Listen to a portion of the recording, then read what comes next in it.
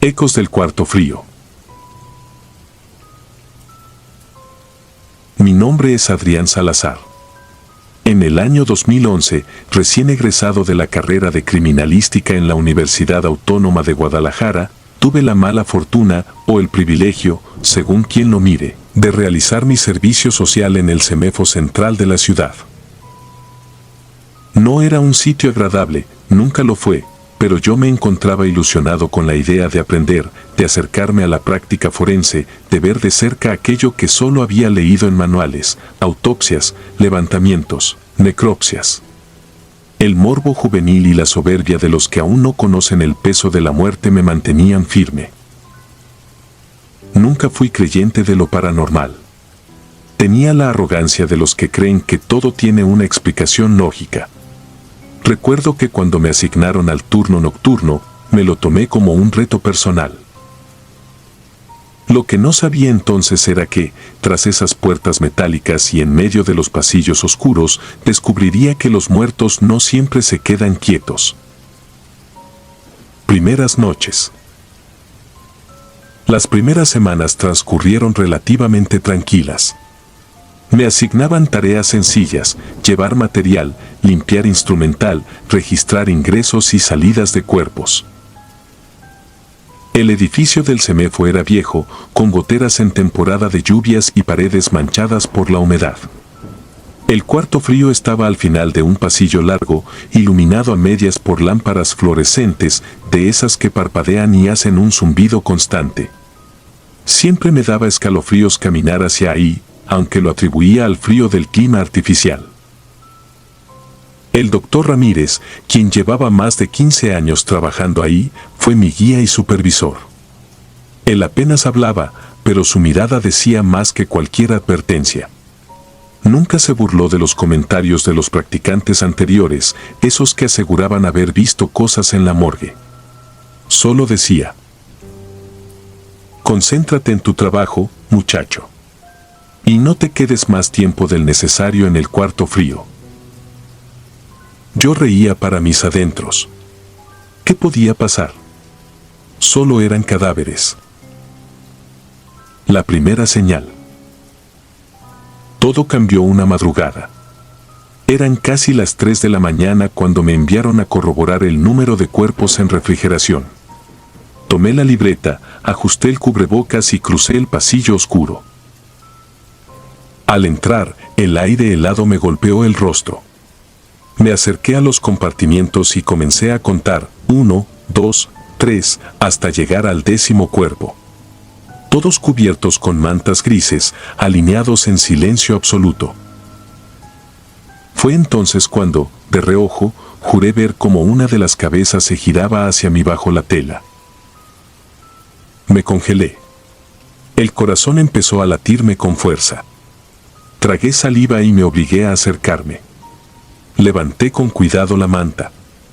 El rostro inerte de un hombre con la piel amoratada me observaba con los ojos entreabiertos, pero lo perturbador era que su cabeza estaba ladeada hacia donde yo estaba de pie, algo que no coincidía con la rigidez cadavérica que había visto minutos antes. Me invadió un escalofrío, pero intenté tranquilizarme. Lo volví a cubrir y seguí con el conteo. Fue entonces cuando lo escuché. Un lamento. Un gemido bajo, masculino, que parecía provenir de la misma cámara. No giré la cabeza. No lo hice. Salí de ahí tan rápido como mis piernas me lo permitieron. Cuando llegué con el doctor, estaba pálido. Él no me preguntó nada. Solo me miró con la seriedad de quien ya había visto esas reacciones antes. Meses de sombras. Los meses siguientes fueron un descenso gradual a la locura. Noches en las que las camillas parecían moverse unos centímetros de su sitio. Susurros apagados que se filtraban desde las gavetas metálicas. Golpes secos, como si alguien tocara desde dentro de las puertas del refrigerador. Intentaba ignorarlo. Me repetía que eran juegos de la mente, que la fatiga y el ambiente me estaban pasando factura. Pero era inútil. El miedo se me iba metiendo bajo la piel como humedad. Una madrugada me tocó asistir en la autopsia de un joven que había muerto en un accidente. Mientras el doctor abría la cavidad torácica, juraría haber visto lágrimas correr por las mejillas del cadáver. Parpadeé varias veces, convencido de que era mi imaginación, pero ahí estaban, frías y reales. No dije nada. En otra ocasión, al pasar lista de los cuerpos en el cuarto frío, encontré uno de ellos destapado por completo, con los brazos fuera de la sábana, como si hubiese intentado incorporarse. El caso que lo cambió todo.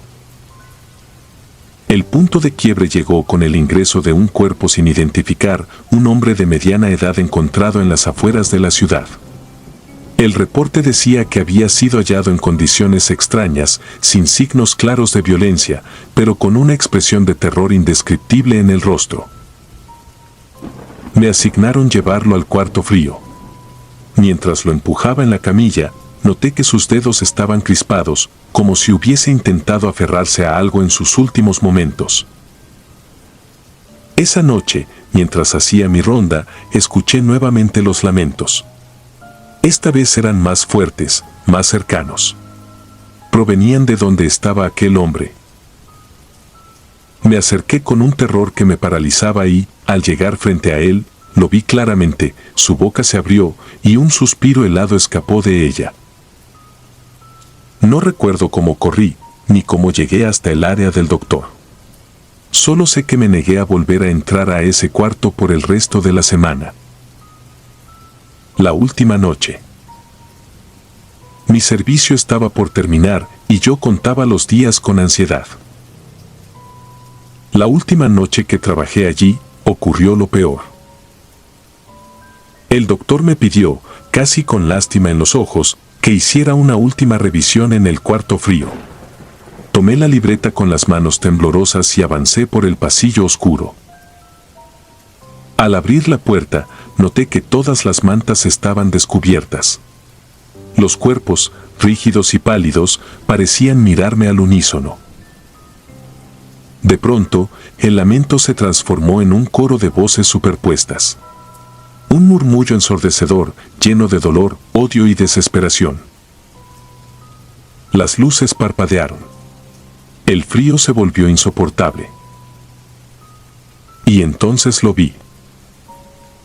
El hombre desconocido, el que había ingresado semanas antes, estaba incorporado en la camilla, con los ojos completamente abiertos, fijos en mí. Su boca se movía, y entre los lamentos pude distinguir una palabra. Quédate.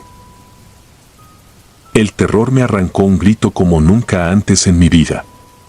Corrí, tropecé, me levanté y no paré hasta salir del edificio. Secuelas. Terminé mi servicio, sí, pero jamás volví a poner un pie en ese CEMEFO. Años después, aún sueño con esos rostros, con esos lamentos. Me despierto en la madrugada sintiendo el mismo aire helado en la habitación. He intentado convencerme de que todo fue producto del cansancio, de la sugestión, pero en el fondo sé que no fue así. Sé que aquella noche los muertos intentaron arrastrarme con ellos. Y lo peor es que, cada vez que cierro los ojos, vuelvo a escuchar esa palabra, susurrada en la penumbra. Quédate.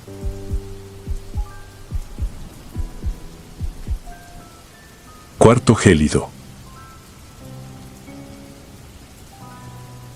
Me llamo Esteban, soy técnico en tanatopraxia. Entré a CEMEFO Culiacán en 2016, recién salido de un contrato en un hospital privado donde todo olía a cloro y plástico nuevo. Aquí el olor es más honesto, formol, látex, metal, humedad, una línea de fondo dulzona que se pega a la garganta y no te suelta. En las noches, cuando la ciudad baja el volumen, el edificio se contrae como un animal dormido. La refrigeración zumba por dentro de los muros y los pasillos devuelven los pasos con un eco cortado, clínico. Ahí aprendí que el silencio no es ausencia, es un sistema funcionando. Mi turno empezaba a las 7 de la tarde. Revisaba bitácora, calibraba báscula, verificaba que el serrucho oscilante estuviera con batería, contaba suturas, agujas, hojas de bisturí número 22, probaba las lámparas de exploración. Abría la libreta de cadena de custodia y firmaba donde tocaba, no por costumbre, sino por miedo. Un papel mal llenado podía pesar más que un cuerpo. El cuarto frío tenía 8 cámaras metálicas. La humedad pintaba flores pequeñas de escarcha alrededor de los empaques. A veces la gente cree que la muerte es calor que se apaga. Aquí aprendí que también es frío que se mete hasta en el aliento. Esa noche llegó una mujer. Levantamiento por hallazgo en domicilio, Colonia Guadalupe Victoria. Los municipales tocaron 2 veces la reja antes de entrar. Los vecinos se habían quejado del olor. Yo vi el cuerpo en la camilla móvil, envuelto en sábana verde. Tenía el cabello gris apelmazado y la piel de las manos agrietada como barro reseco. En la etiqueta del dedo, con plumón indeleble, NN, femenino, 70 a 80 años, probable descomposición avanzada. Ni nombre ni fecha exacta. El médico de guardia me pidió preparar la sala para autopsia al terminar un accidente que traíamos retrasado. La acomodé en la cámara 3, sección superior, cerré, palanca hacia abajo, verifiqué el candado. Firmé hora de ingreso. Luz blanca, acero, reglamento. Todo normal. Mi compañero esa semana era Iván, practicante de medicina legal. Le temblaba poquito el pulso cuando sostenía el escoplo, decía que era el café. Yo le creí. Le expliqué la rutina de chequeo y el sistema de backup por si fallaba la planta. Apuntó todo en una libreta negra, letra apretada. Lo vi anotar cámara 3, anciana, candado puesto, Esteban con trazo doble debajo de candado. Me hizo gracia y no. Hay cosas que uno subraya cuando la conciencia no está tranquila. A medianoche terminamos el accidente, varón de 26, TCE, tórax abierto, poca historia. Dejamos el campo limpio, instrumental a la charola de lavado, bolsas amarillas con restos, corte y sutura, fotografía, sellos. Iván me alcanzó en el pasillo con 2 cafés de máquina. Bebimos junto a la puerta de los baños, donde el aire siempre estaba más fresco. Fue entonces cuando la luz hizo ese parpadeo que no cae, un salto de neón cansado. El zumbido de la refrigeración se quebró en un segundo plano y algo distinto, más hondo, tomó el lugar. La alarma de temperatura encendió roja en el panel, solo un destello. Volvió a verde. Respiré. Las plantas a veces empujan el sistema al arrancar. No me dio tiempo de decir nada. Sonó un chasquido metálico. Un metal golpeando contra metal. Ese sonido lo reconocería en cualquier parte, una puerta de cámara volviendo a su posición. Caminé a prisa hacia el cuarto frío con la taza ardiendo en la mano.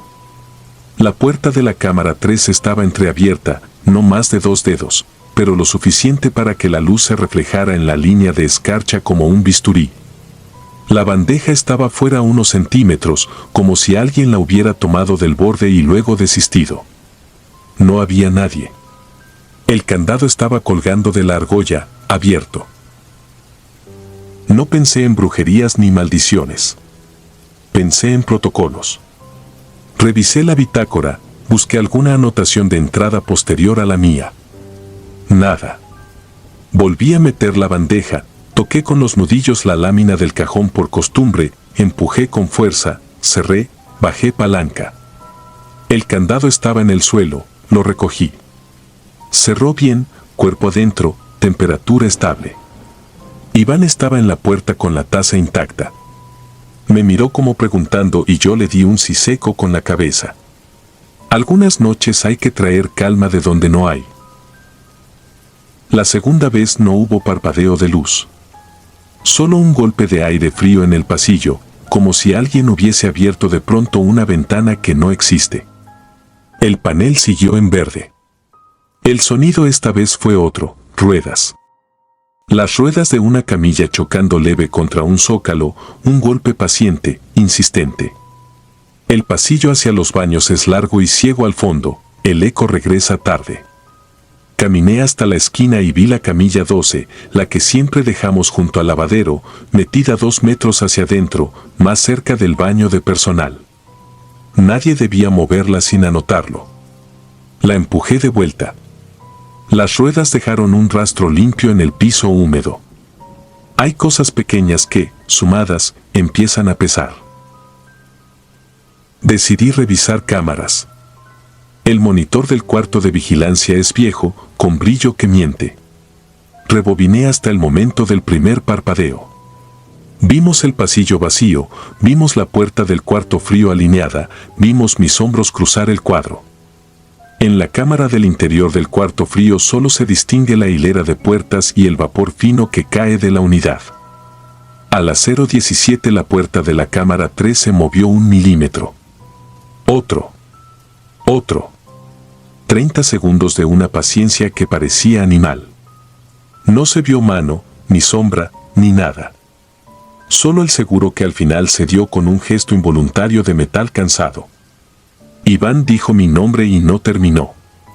No lo culpé. Decidí sacar a la mujer, completar la autopsia y pasarla a plancha hasta que la reclamaran o un juez ordenara disposición. A veces el trabajo resuelve el miedo. Colocamos la camilla bajo la lámpara, marqué incisiones con plumón. Me tocó el olor que atraviesa mascarillas, ese que no entiendes del todo hasta que dejas de comer dulce por una semana. La piel cedía con la facilidad de las cosas que han estado mucho tiempo esperando. El ojo izquierdo estaba hundido, como si una caída lo hubiera tomado de sorpresa cuando aún estaba viva.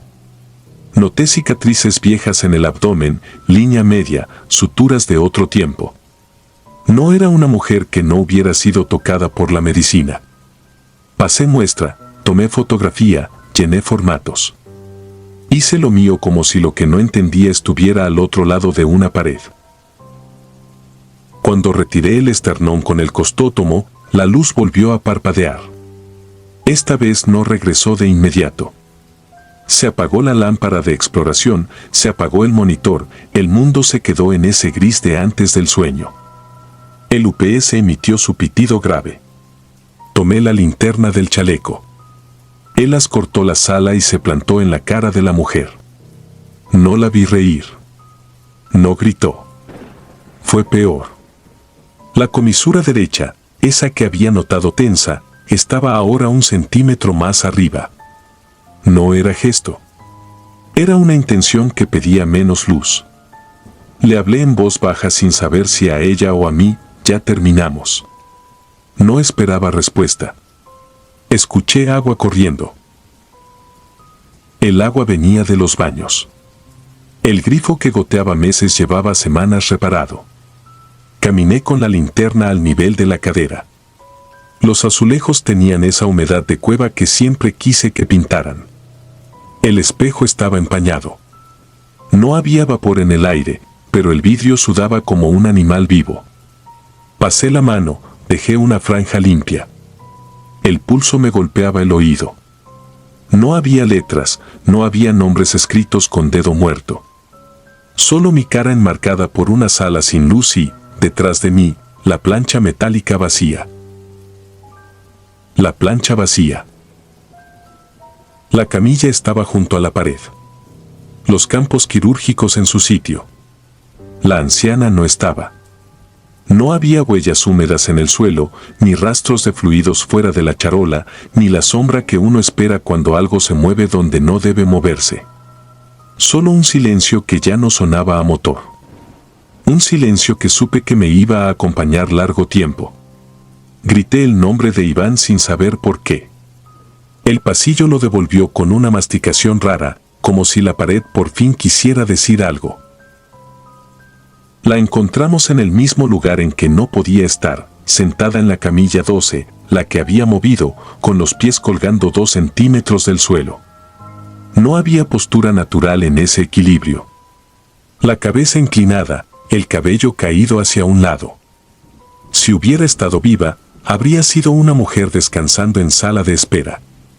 Le vi las manos. Las uñas de la mano derecha estaban limpias, las de la izquierda estaban marcadas por tierra vieja. No había barro en el edificio. Yo no fui a buscar explicaciones. Hice lo que pude, la cubrí de nuevo, la aseguré con cintas, la llevé a cámara. Cerré con el candado de repuesto, el bueno, el que chirriaba al cerrar. Anoté hora, firmé. No hubo más movimientos. A la mañana siguiente, el médico de guardia habló con Protección Civil para agilizar la disposición. Nadie reclamó. Nadie llamó. Nadie preguntó. Papeles sellados, oficios corriendo, instrucciones claras, cremación. No suelo oponerme a nada que esté en papel. Esa tarde, al preparar el traslado, hice algo que no debía. Abrí la cámara y me quedé mirándola 10 segundos. Conté uno a uno como si fueran puntos de sutura. No era por despedirme. Era por saber si la forma en que me había mirado sin ojos iba a repetirse. No se repitió. La dejé ir. Sigo en Semefo. Aprendí a no discutir con lo que no entiende de reglamentos. Hay noches mansitas en las que los motores suenan a cuna y noches en las que el panel verde parpadea sin perder el color. Desde entonces cierro 2 veces cada puerta, aunque el candado sea nuevo, aunque Iván subraye otra vez en su libreta. A veces, cuando cruzo el pasillo rumbo al baño, una corriente fría me roza las manos y me llega el olor a suelo húmedo de patio abandonado. No he vuelto a ver comisuras que suben a oscuras. No he visto camillas que se arrastran solas ni espejos que suden bajo aire frío. Pero cada vez que escucho ruedas levemente golpeando un zócalo, me detengo, respiro y recuerdo que en la cámara 3 no hay nadie. Y que, aún así, hay noches en que cierro con candado. 2 veces. Siempre 2. Porque algunas ausencias pesan más que cualquier cuerpo y se quedan sentadas a la altura de los ojos en la memoria más fría que tengo.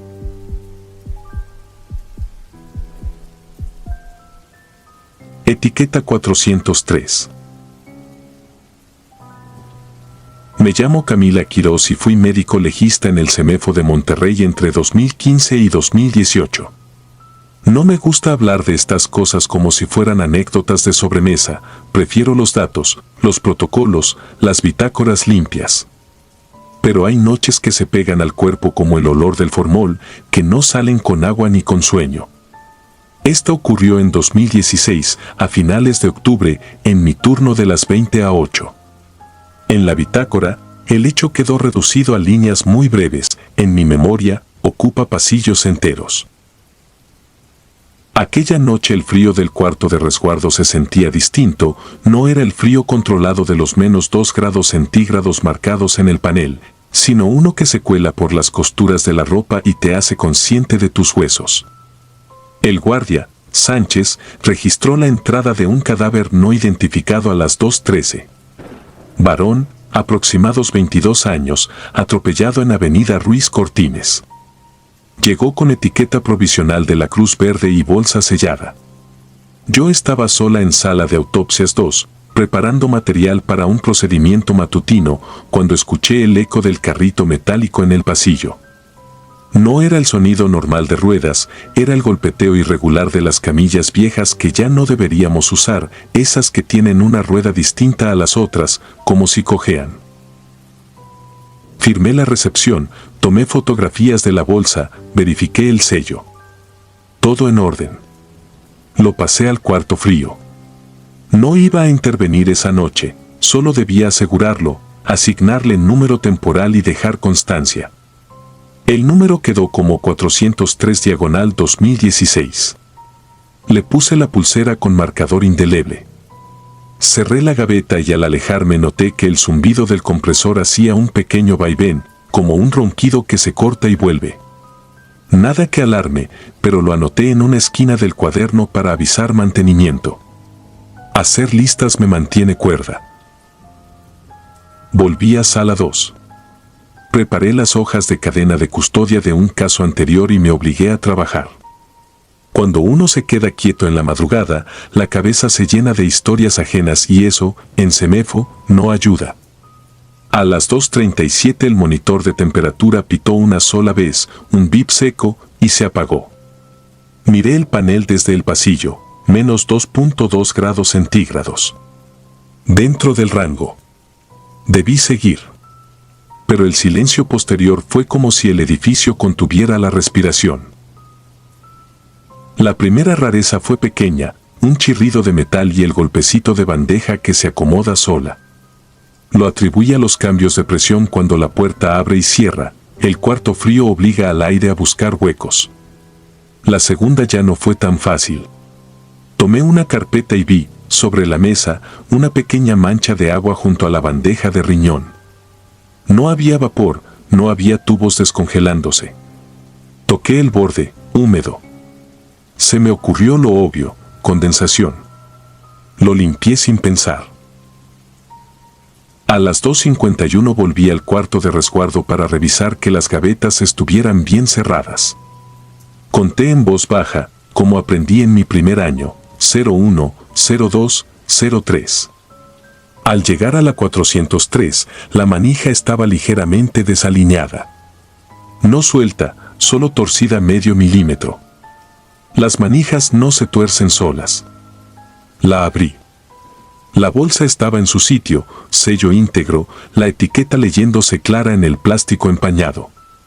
Aunque yo misma la había colocado, la revisé de nuevo, con esa necesidad casi infantil de asegurarte que el mundo responde. Cerré y empujé la gaveta con la cadera hasta oír el clic del seguro. Regresé al área de descanso. Tomé agua. No hay café que quite la sensación de estar en un edificio que tú y otro guardia sostienen con su vigilia. Sánchez pasó por el pasillo y me preguntó con un gesto si todo estaba bien. Asentí. Me dijo, sin detenerse, que alrededor de las 2:15 alguien había tocado el timbre peatonal, pero no vio a nadie en la cámara. Le dije que a esa hora recibimos al 403. Él chasqueó la lengua, ese sonido que hacen los viejos cuando no quieren decir en voz alta lo que piensan, y siguió hacia la caseta. A las 3:07 hice lo que nunca hago en soledad, encendí el circuito cerrado en la sala y seleccioné la cámara del cuarto frío. Es una imagen fea, con lente sucio, que muestra 3 ángulos y un rectángulo negro donde la luz no alcanza. Ahí estaba la hilera de gavetas, las marcas con plumón, los números blancos en vinil. Vi movimiento de condensación, nada más.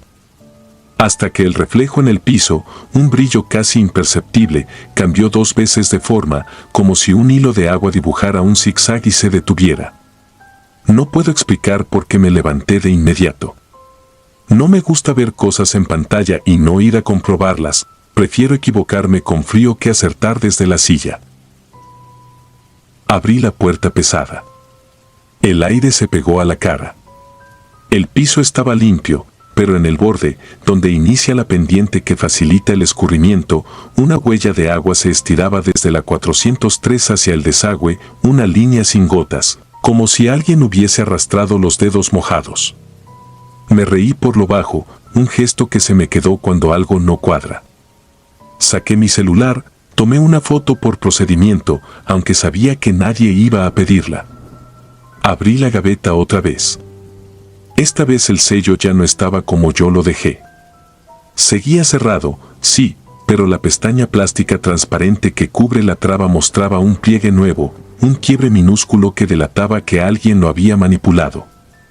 Tuve que admitir lo absurdo, ese alguien solo podía ser yo o nadie. Entonces miré la pulsera de identificación y casi tiro la lámpara de mano. No era la caligrafía de mi marcador. Antes había escrito con letra apretada NNM 403/2016. Ahora, sin tachaduras, sin borrones, decía NNM 403/2016 casa.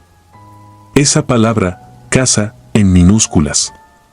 La tinta era de la misma marca, pero la S no era mía.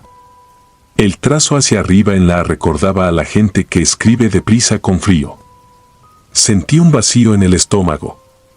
Me quedé un rato observando, tratando de explicar lo obvio, que había sido una broma pesada, que alguien escondido en el edificio se divertía a costa de mi credulidad. Llamé a Sánchez. Lo hice venir. Él vio la pulsera y no dijo nada. El silencio de los guardias es profesional, pero aquella vez tuvo otra textura. Se persignó, como si fuera un gesto mecánico para ocupar las manos. Yo respiré hondo, retiré con cuidado la pulsera para sustituirla por una nueva, volví a escribir NNM 403/2016 y cerré la gaveta. Anoté en bitácora, pulsera reemplazada por ilegibilidad porque preferí mentirle al papel antes que reconocer lo inexplicable. De camino a sala 2, la luz del pasillo osciló. No se apagó, vibró, como si todo el edificio fuese un neumático que pierde aire lentamente. El siguiente sonido fue más claro, 2 golpes secos contra metal desde el interior del cuarto frío. Regresé por impulso, abrí la puerta, me calcé los guantes sin pensar. Esta vez la manija de la 403 no estaba torcida, estaba perfectamente centrada, como si alguien del otro lado hubiese jalado la gaveta hacia adentro para acomodarla. Mi boca sabía a hierro. Acerqué la oreja. Nada. Solo el compresor. Cerré. Anoté, verificado. A las 3:24, en el monitor de cámaras, vi a un joven en el área de espera. No entro en detalles de sus rasgos, lo esencial es que estaba sentado, inclinado hacia adelante, con los codos en las rodillas, mirando sus zapatos. Llevaba una sudadera gris con manchas de algo oscuro. La cámara graba en silencio, así que solo vi el movimiento lento de su cabeza, como quien intenta recordar una dirección. Salí al pasillo, crucé, abrí la puerta de la sala de espera, no había nadie. El aire tenía ese olor raro de las madrugadas sin gente, mezcla de cloro y polvo. La silla aún se balanceaba lo suficiente como para que no cupieran dudas. Regresé a la sala, revisé la cámara otra vez. La silla quieta. ¿Me lo inventé? El cerebro es capaz de cualquier cosa a esa hora. Volví al trabajo, porque los cuerpos no esperan tu paz. A las 3:41, con el instrumental alineado y la cabeza clavada en las fichas, volví a oír el carrito cojo. No venía por el pasillo. Venía de adentro, de esa cámara donde nada debería moverse por sí mismo. Caminé como se camina hacia un ruido extraño en tu casa, con la decisión fingida de quien no quiere darse la vuelta. Abrí la puerta y me encontré con algo ridículamente prosaico, el carrito de acero inoxidable. El viejo, con la rueda diferente, estaba frente a la gaveta 403. Nadie lo había dejado ahí. No había ahí carritos cuando yo cerré.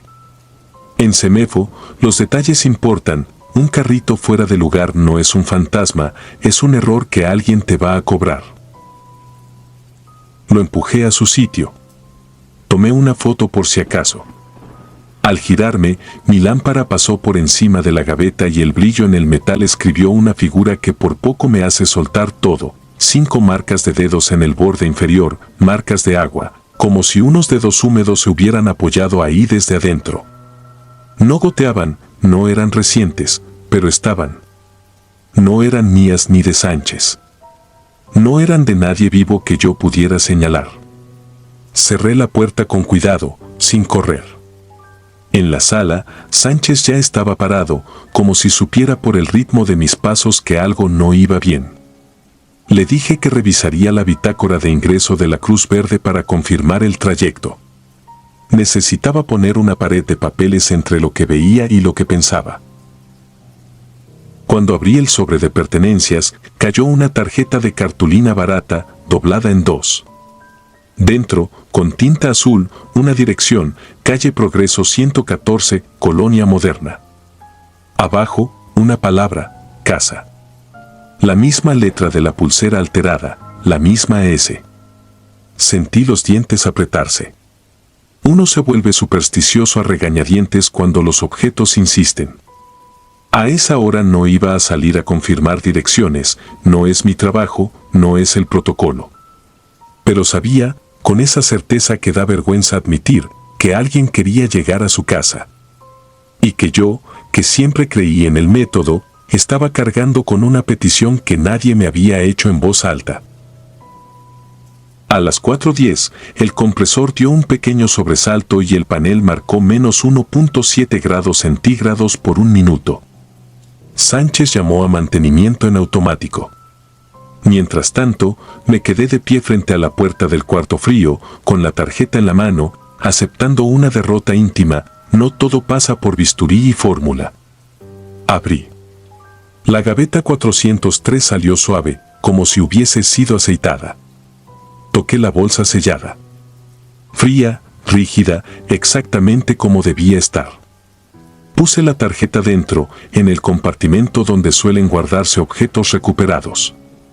Cerré con el seguro. La puerta pesó el doble, o eso sentí. A las 4:27 el monitor de cámaras captó otra vez la sala de espera. La silla del rincón se movió 1 centímetro hacia la puerta, sin nadie. No volví a salir. Me quedé quieta, escuchando el laboratorio como si escuchara a un animal dormido. El resto de la noche pasó sin más bips, sin más carritos cojos.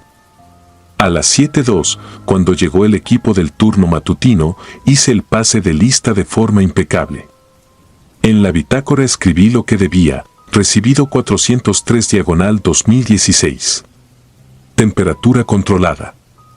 Sin novedades. Guardé la mentira en la garganta como una pastilla que no quieres tragar. Al mediodía supe, por un policía ministerial que siempre habla de más, que una mujer había llegado preguntando por un joven atropellado. Traía una dirección en un papel y una sudadera gris con manchas. La reconocí sin querer, no por su cara sino por la forma en que sostenía el papel, como quien aprieta un santo. No crucé palabras con ella. No era mi lugar. Solo supe, por otro murmullo de pasillo, que el cuerpo fue identificado, que eran de la colonia moderna, que el chico había salido a dejar un encargo y no volvió. Que en su casa lo esperaron con la puerta entreabierta y la luz del pasillo encendida. No sé si la tarjeta que dejé en la bolsa fue lo que debía hacer. No sé si la palabra casa en la pulsera fue un error mío que mi cerebro reescribió para no sentirse culpable. Sé que, desde aquella noche, cada vez que escribo un número en una etiqueta, lo hago despacio, como si el trazo fuera una cuerda tendida entre dos orillas. Y cuando el carrito cojo suena en el pasillo, yo me detengo, cuento hasta 5 y dejo que pase, porque hay cosas que prefieren que uno solo se aparte. Lo único que registré para mí, a lápiz, en el borde de una hoja que nadie mira, fue lo que de verdad ocurrió. La morgue pidió silencio, y el silencio habló. Y dijo una sola palabra, escrita con dedos fríos: casa. Antes de continuar, si disfrutas de mi contenido deja tu like y suscríbete, ayudarías mucho. Y dime a qué hora te atreves a escuchar estas siniestras historias. Ahora sin más interrupciones continuemos. Cámara 4. A veces el oficio no te cambia de golpe, te lima en silencio. Lo descubrí en el CEMEFO de Culiacán, Sinaloa, donde trabajé de 2017 a 2022 como técnica en servicios periciales. Ahí aprendí que el frío no es un clima, es un método, que la luz de neón nunca alumbra todo, que una bitácora no solo registra tiempos, también intenta domesticar lo indomesticable. Me llamo Mariela Vega y, aunque casi todo lo que vi puede explicarse con protocolo, hay una noche que no cabe en ningún dictamen. Desde entonces, cada vez que escucho el zumbido de un refrigerador siento que alguien vuelve a respirar. Aquella guardia empezó normal. Viernes, 22:10, lluvia intermitente, generador en reposo por si fallaba la red. La sala de necropsias estaba limpia, el formol, etiquetado, las planchas de acero, secas y con su brillo opaco de siempre. Mi compañero de turno era Chuy, un tipo serio que decía poco y trabajaba como reloj. Habíamos levantado ya 2 cuerpos de accidentes de tránsito, rutina de fotos, medidas, huellas, cadena de custodia, cierres de bolsas. Faltaba un ingreso pendiente desde la tarde, una femenina NN con signos de violencia. No era raro que llegara tarde, a veces las diligencias policiales se alargan, a veces se estanca la burocracia. Lo que sí fue raro apareció en el registro electrónico. A las 21:47, alguien abrió la puerta de la cámara 4 durante 6 segundos. El log marcaba acceso autorizado, pero solo estábamos Chuy y yo. Yo no la abrí, él tampoco. Repetí la consulta. El sistema no se equivocó. Anoté el incidente en la bitácora. Me enseñaron a escribir todo, incluso lo que parece menor: olor a acetona, resistencia inusual de una cremallera, una luz que tarda más en encender. La costumbre salva juicios. También, a veces, avisa demasiado tarde. La femenina NN llegó a las 22:33. Bolsa sellada, rótulo correcto, oficio de la fiscalía con su sello húmedo. El agente entregó rápido, llovía más fuerte. La ingresamos a la cámara 2 porque la 4, a pesar del log, mostraba buena temperatura. Todo estaba en rango: -2 grados en cámaras, 19 en sala, 43% de humedad relativa. A primera vista, la mujer había recibido golpes, no detallaré. Lo esencial es que venía de un domicilio con reporte de disturbio y la instrucción era necropsia al amanecer. Cerramos, firmamos, revisamos que el generador tuviera diésel. Eran las 23:02 cuando Chuy salió al patio a fumar debajo del alero, ese hueco donde el agua pega como si aplaudiera. Me quedé sola frente a la pared de acero.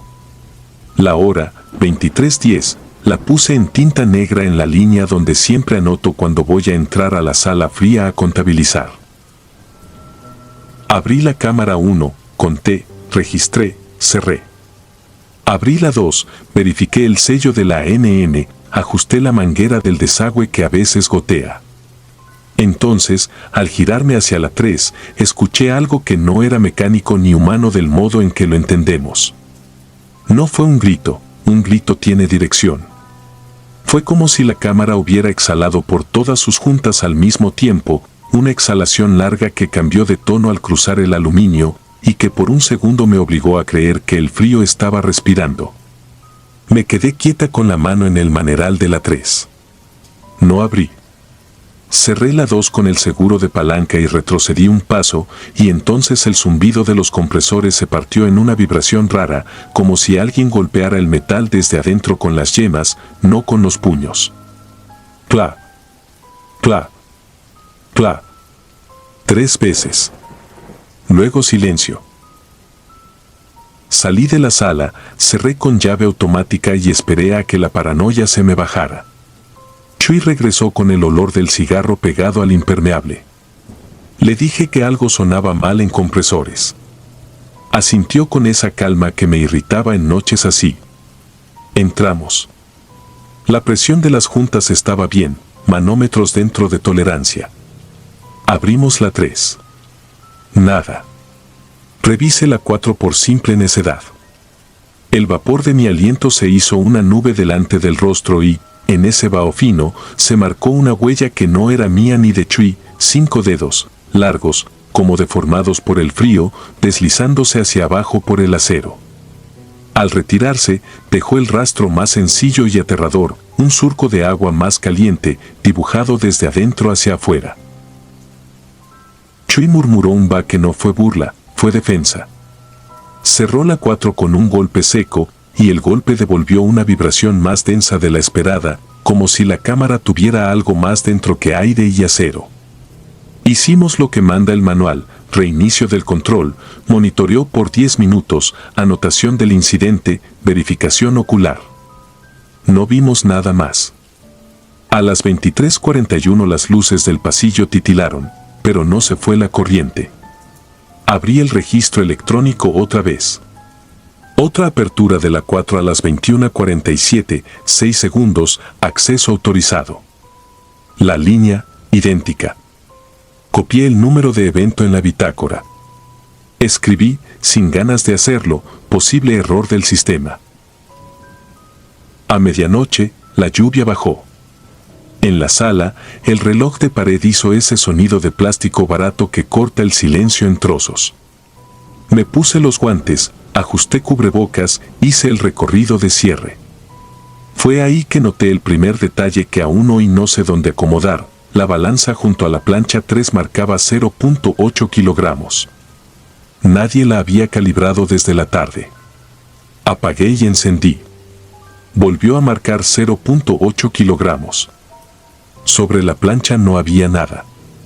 Pasé la mano por debajo, por si el cable se trababa. Nada. Chui dijo que la dejara.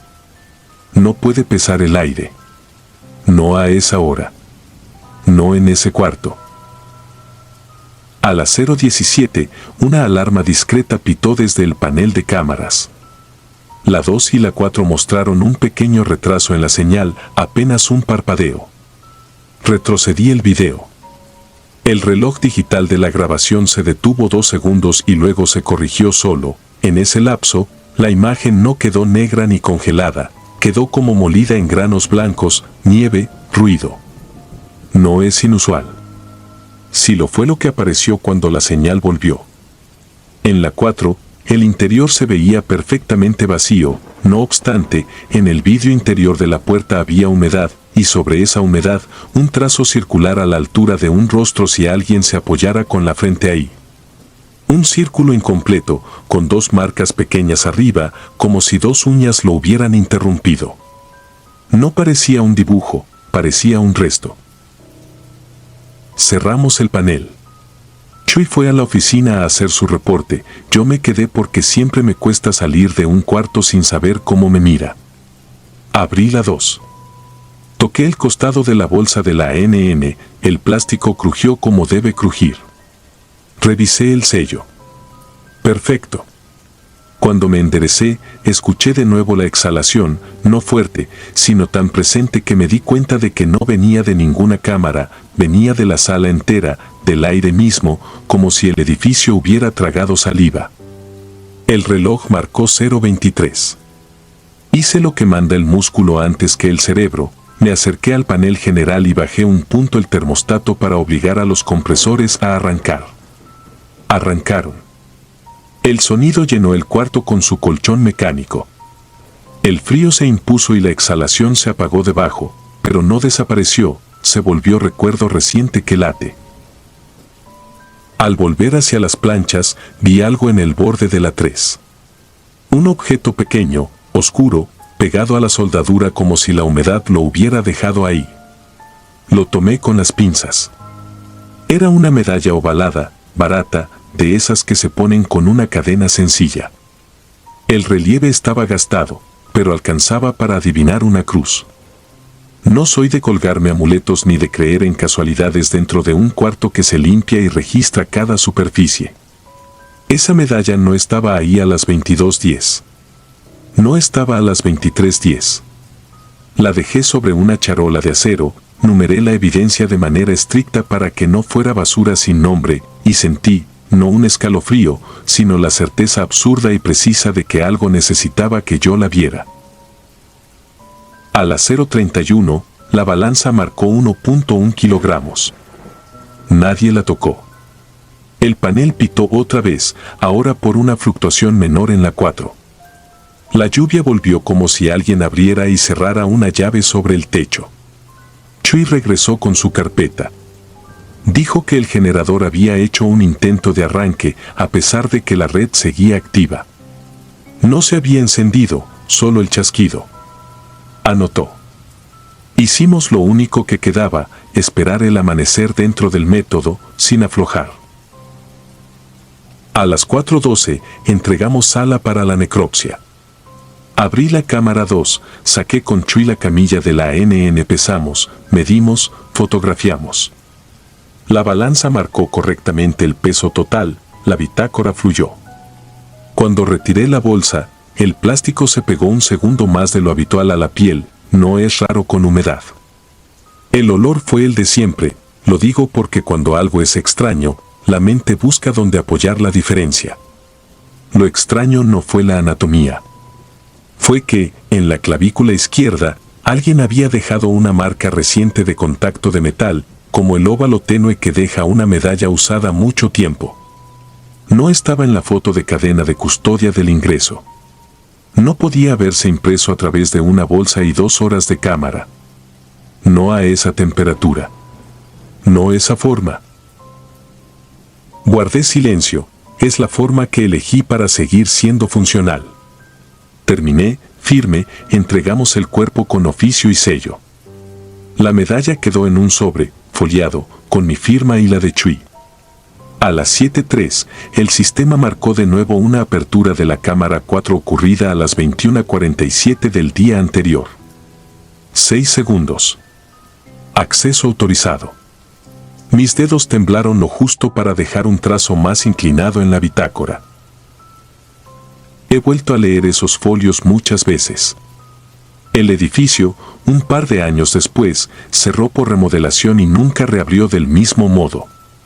Dicen que faltó presupuesto, dicen muchas cosas. Yo paso por la avenida y evito mirar la barda alta, la cornisa donde el agua siempre suena a aplauso. A veces, cuando la noche está más limpia que oscura, me sorprende una sensación que no quiero nombrar. No es miedo a muertos ni a historias de pasillo, es la idea de que algo aprendió a usar nuestros métodos y nuestras máquinas, que buscó mis manos a través del acero, que dejó un rastro mínimo sobre un vidrio y un óvalo sobre una piel para decir, no sé a quién, no sé por qué, que la cámara 4 nunca estuvo vacía. No busco explicación. La palabra explicación tiene esquinas blandas donde se golpea el sentido y rebota. Lo único que conservo, guardada entre hojas que no muestro, es una copia de ese registro de las 21:47 y la fotografía borrosa de la huella sobre el vaho.